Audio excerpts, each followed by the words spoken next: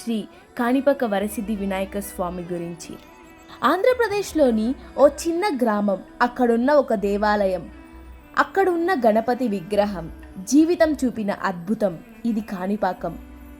ఓ గమనించిన మహిమాంగల కథ.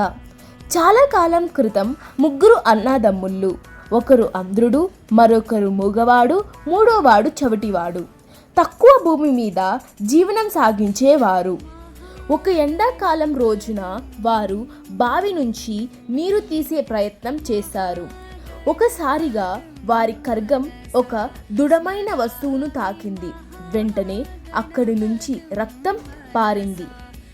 ఆ రక్తం వారి తాకిన వెంటనే అంధ్రుడు చూడగలిగాడు, చవిటివాడు వినగలిగాడు, మూగవాడు మాట్లాడగలిగాడు. వారు తాకింది కేవలం రాయి కాదు, అది ఫుల్ వీడియో చూడాలనుకుంటే డిస్క్రిప్షన్లో ఉన్న లింక్ ప్రెస్ చేయండి.